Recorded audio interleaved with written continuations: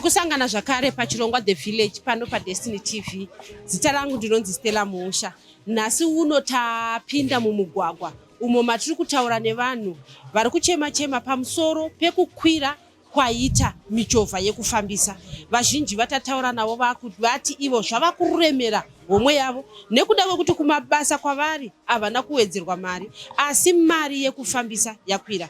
Tataura nevanoita zvekutengesa paCopacabana, mavendors avo vataura kuti kukwira kwefuel kuri kuafekta basa ravo. Ngatinzwe vachitaura. Tazotanzi kune hondo iri kuitika kumusoroko, kuna ari kurwa, kuna ari kupondana kumusoroko, saka fuel isi kupinda munyika.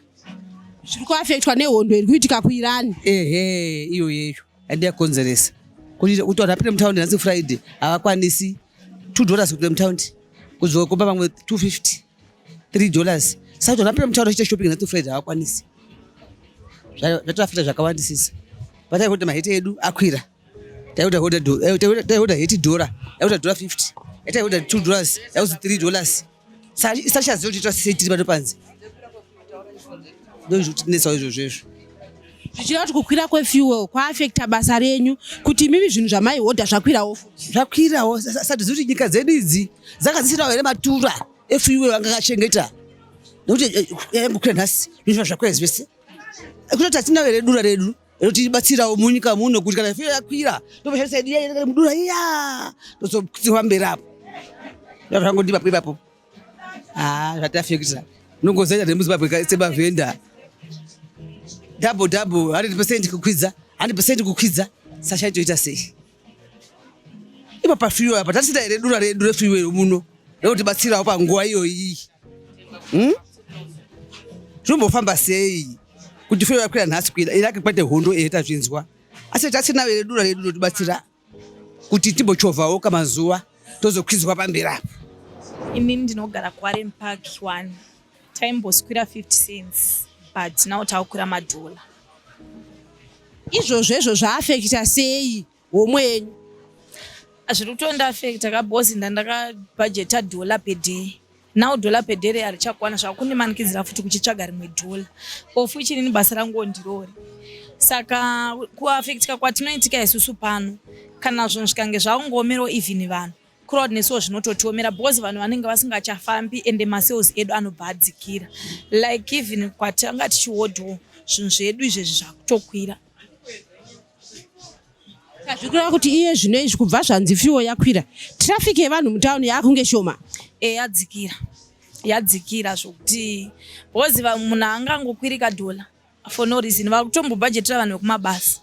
Saka zvezvo zvakangoma ngoti wanga wachiziva kuti panhu paunokwira 50 cents wongomuka mangwana wakanzi $1. Plus isusu chiri kutinetsa kuwai dzimwe nyika hadzina kumbodzikisa maprice, hadzina kukwidza mafuels. Ofu ichi takangofanana. Tiri kuzviziva kuti kwanzi hondo ndo iri kuafekta, but kasi hondo haisi kunoku, haisi kuSouth Africa. Asi kuna South Africa hadzina kukwira, kumwe yakakwirawo Mbijana, but muno yatozotinyanyira. Fuel yacho kukwira zveshwa kukwira yakakwira, and hatinyanyawo kublamewo vanhu vefuel because zveshwa fuel kukwira yakakwira. Saka vemakomba tizonyanya kuvablamawo, asi toda kuziva kuti why yakazonyanya kukwirira muno. Why yanyanya kukwira muno muZimbabwe? Because makwiriro acho hazi right, yakanyanyisa. Tinongoti kukwira kwayaita fuel yatibata tese. Izvezvi izvo zvava zvatotiomera izvezvi kuti tichaziva kuti ticharamba here tichitsvaga matsvagiro paya chingweto tichitengesa bhudzi atiri kutengesa idzi. Amenorega tonoti zvinotisvitsa papi, asi zvava zvatotiomera. Munogara kupi? Maimbokwira mari iye zvinezvi muri kukwira mari? Tinogara kudziva raSeko extension. Taisikwira $1, but iye zvinezvi takunzi tibhadhare $2.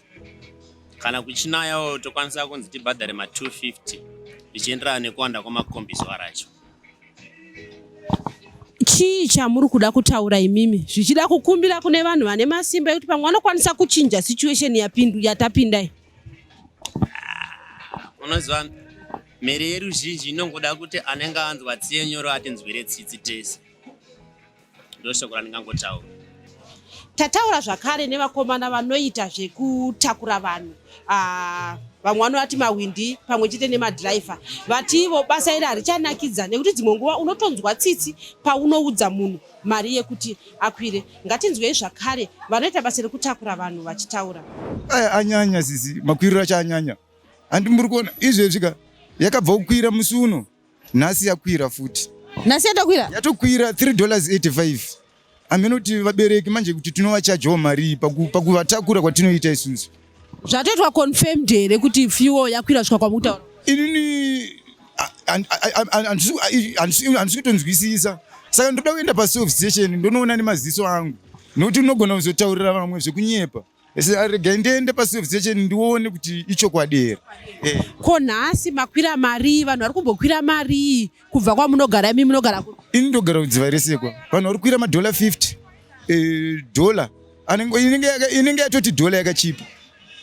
$50, $2. Kunge chitungwiza $3, $4. Mabhuku ndizvozvo. Saka munhu akwanise kuti abve kumba achiuya kubasa every day nemari yakadaro hazvikwanisi. Saka panoda kuti tibetserwewo ipapo. Fuel itiyodzikei tokwanisa kutakurawo vanhu vachienda kudzimba. Ini ndinotyaira apa panapa pamaubra ndo pandinotyaira. Saka ndotonzwirawo vari kuenda kumabasa tsitsi kuti tikwanise kuvatakura mazuva ese. Ndichitovatakura munhu uchimuti $50 anomira kunze. Saka unenge wakutonzwawo tsitsi akati ane $1 womutakurawo. Saka ipapo ndopatoda kuti tibetserwewo. Zvinorevei manje kwamuri mimi vatyairi? Nokuti mukuti teta kunzwira munhu tsitsi asi iwe mimi munofanira kunge muchitenga fuel. Ini ndotoomerwa sisingana kuti ndipataure panhu pari kutondiremera ndiri kunyeperai. Pari kutondinetsa. Zvakatondiomerawo. Kuti ndinenge chitakura vanhu hongu mari ndinenge nchida. Asi manje kuti ndizodhurisire munhu manje achida kuuya kubasa achidzokera kumba. Zvinotondibata moyo. Zvinotondibata ndiri kunyepa.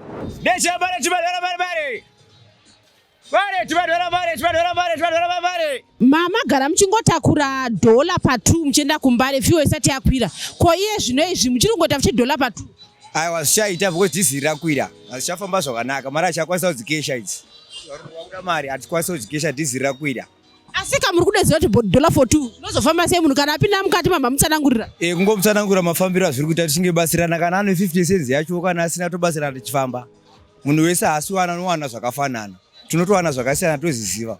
But price yemotikari idhura. Famba. Kukwira kwefuel kuri kurevei kwamuri imimi? Isu kuri kurivhiringidza pakushanda pakuti matakuriro evabereki atakwanisa kuvatakura matakuriro ataivaita vakuchema vakuona kuti vamwe takuvatadzira takuita sei but hatichakwanisiwo kuzvimanija nekuti motikari dzine chidirwa mari hadzisi dzedu. Varungu vachidiwa mari fuel yacho hatichaikwanisa kuita kuibhadhara. Ndogara kumaubra. So far ingori $1 haisati yachinja. So far so good. Tinoona kuti kukwira kwefuel zvinhu zvizhinji zvinova zvakwira. Pane zvinhu here zvakakwira kubva zvataurwa kunzi fuel yasvika pa$2.17? So far handisanaona anything chati chachinja chikandi affect. So far hapana chati chachinja. Zvinhu zvese zvichingori right. Mashita enyu. Basa redu nemakwiriro aita fuel zviri kufambidzana. Muona price yatiri kuchaja ndi iri kuenderana nezviripo paground. Iprice ipi iyoyo mabva pamari kuenda pamari? Tabva pa50 cents kuenda $1. Munopilota muchienda kupi? Munobva kupi muchiuya muno mutaundi? Tobva pano pakopa pana tichienda kumaobra. Ndo chandiri kuona chiri kuafecta vanhu inyaya yeprice yenhengekeni yekombi. Because pamwe pacho $50, pamwe pacho chongoenda mupondo $2. Why? Because watotenga maliters ekuti udire kana mutengi umo iri kuzoita shoma. Mari yacho haungoinenge yotakura yakawanda asi iri kuzoita shoma nekupinda mutengi. Saka tiri kusara tine mari shoma futi pakuita pakungotishanda kwachina kwakadaro. Totongoafectwa hapana. Ko varidzi vemotikari vari kunzwisisa here kuti iye zvine zvifuel yakukwira kwati vari kuramba chiti mari yamaingondipa ndo yandiri kuda iyoyo? Nokuda kwakuti munhu anenge achinje mudziyo haasati achinja ainge aita mari uyai nayo sinzi maakutakura mari inenge yakati wandei kana kuti mukuita sei but dambudziko riri ngoti isusu mari yefuel ndiyo yakatowanda tani mari yatinenge tichizokesha. vabereki vacho havasi kuchema chema here manje pakukwira kuti munhu anenge abva kumba chindi kunokwira $, wosvika kuno kwaakunzi pondo kana kuti $50 iyoyo. Kutochema ndokutoripo mazuva ano. Munhu anenge achitoti pamwe dai ndine mari 50 cents kusvika panhasi. But vanhu vanenge vachiti tinechi titakure $, mumwe achiti nitakure 50 cents haichaiti. Munhu ajaira 50 cents. Pamwe anga achiti ndikuenda paparenyatwa ne50 cents. Kubva panapa kuenda kupaparenyatwa ndokwira 50 cents. But vakuchadya $. Saka anenge akuti ninda kutoomerwa. Ndabva uchitungisa $50 kana kuti nepondo. Ndakwira $1 again kuenda paparenyatwa. Sai mari anenge yakangowanda kumapassengers. Kuri kuti mapiwa mukana kuti ana minister kana kuti vari kuona nezvefiwo izvozvi chii chamuda kutaura? Apa zvinhu zvakaomera nyika dzose. Nyika dzose dzakaomerwa. Panyaya yefiwo zvakaomera nyika dzose. Haisi Zimbabwe chete. Animozvona. Saka kuti titi minister wacho anongokuudza kuti ona izvi zviri kuitika pasi rose. Animozvona. Waifanira kungoti nzwisisa pakuti pakukwidza kwavanenge wakaita wakati nyanyira mbichana. Asi dai wakanga kuti mbichana. Kutaura chokwadi ka ine yokuti hatina chatinoita tiri toga asi tokumbirawo kuti ivo vatibatsirewo nokuda kwokuti mafuta akwira. Isusu hatina kukwidza asi mafuta ndoita seakwira.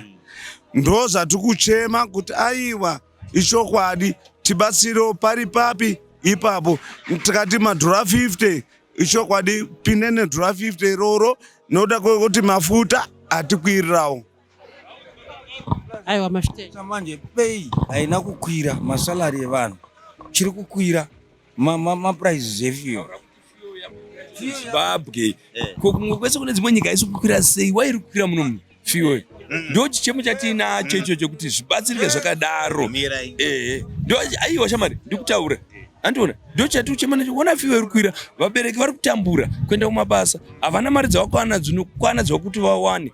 Andiona saka tikuchema kuti isusuwo nebasa ratoitawo kuti tizoramba tiri paprice imwe cheteyo hatikwanisi kuzodira fuel. Saka tikuchema kuti dai hurumende yanzwira vanhu tsitsi vanoenda kumabasa vakutambirawo mari dziri pasi vabatsirikanawo kubva ipapo.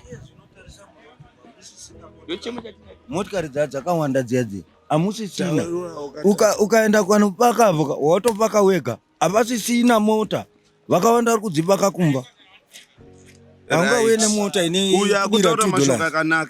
Akutaura mashoko akanaka kuti ichokwadi kuti mota tadzipaka asi ine yokuti kupaka kwateta motokari dzedu anditika ine yokuti fuel ndo mukambo anditi yamanisa mwari pakaipa tiri fuel shuwa takutokumbirawo kuti zvingoitawo nani because basa racho riri kuita richifenda riri kufenda. Kukwira kwefuel kuri kutikuwadza because fuel yandaisishandisa before fuel isati yakwira yazvinezvi yawedzera. Saka inezvi chikunetsa vabereki vacho havana mari kuti tivatakure nemari dzavanenge vanadzo zviri kutotipa loss isusu. Saka chichapedza chichaitika kutombopaka mota kusvika fuel zvanegotiating. Ndo zvamuri kutarisira kuti zvinge vanhu vanga vachitaurirana fuel idzi. At least vanhu ngavataurirane. At least kana hurumende ikatipawo kana kuti mapambo ekuti tinodira isu vakoma nemakombi zvinoretukira vabereki pakuvatakura. Toenda kuGrenari. Maimbokwira mari fuel isati yakwira uye zvinezvi makukwira mari. Taimbokwira $, iko zvino takukwira $50. Zvinoreve izvi imi munopinda mutauni everyday here kuya kubasa kana kuti makuto munongopindawo pano nepapa? Topinda everyday. Zviri kureva kuti upenyu hwedu hwatiomera, mari yedu haina kuwedzerwa asi makombi akwira atiri kuunza kumabasa. Chii chamuda kutaura imimi mapiwa mukana wekuchema kune vanenge vakateerera zvichida vane masimba ekuti varerutse upenyu hwedu? Taifungidzira kuti kana zvinhu zvikakwirawo nemari yedu yaifanirwa kukwira kuti zvienderane nekukwira kwazviri kuita zvinhu kwipfungwa dzatinounza kwavari. Zvechokwadi chaizvo zviri kutoomera pakufamba pamusana pokukwira kwefuel. Chinotanga chingofungwa kuti ivo vana masimba acho vaiona kuti makwirire fuel ayaita neatazokwidziwa zvinofambirana here. ndochichemo chedu chete. Kukwira kwefuel kuri kuchinja upenyu hwenyu here? Kwenda zveunyeba mama. Ndakatodzera kukwira uchiche mari. Mari kutova mawindi. Muri kureva kuti kukwira kwefuel iadvantage kwamuri nekuti muri kuwana mari yakawanda.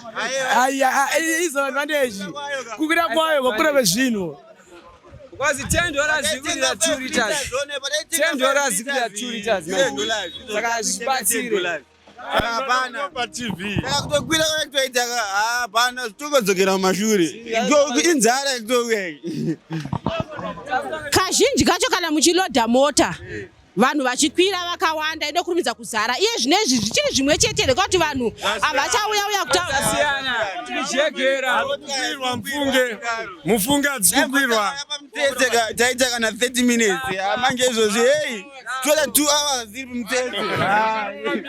Vamakisenda budaka 2. Saka mero vari kutowapei. Takabatikana nekukwira kwezvinhu.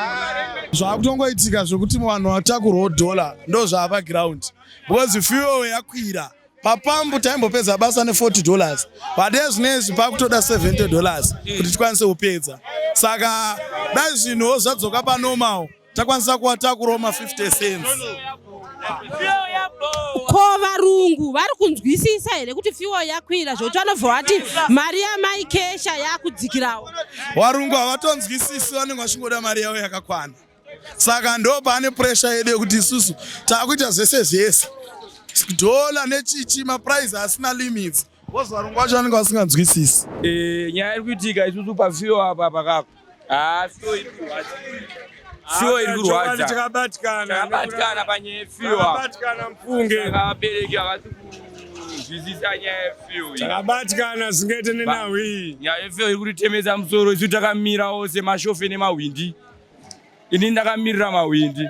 Saka toda mino tobatikana sei toda kuti vabereki vanzwisiso. Izvezvi tiri kutaurawo nyaya yefuel tingosungwa so. Kazhinji vanhu vanobvunza kuti zvinhu zvakwira nekuda kwei? Fuel iri kunzi chii chanyoita kuti fuel ikwire? Chanyoita kuti fuel, chanyaya kuti fuel ikwire ka tiringonzwawo kunzi kunze kwenyika kungori nehondo. Saka isusu hatizoziviwo, saka ndo zvangoti affectawo semaZimbabweni. Semazimbabweni. Hanzi yatiri chakuti 331 achionetsa nje kudai so. Isusu tiri kuti tiri kurima nzimbe. Tiri kuita zvejatirofa panapa. Crude ishoma tiri kushandisa tozokwidza percentage yekuenda unopenga kudaro.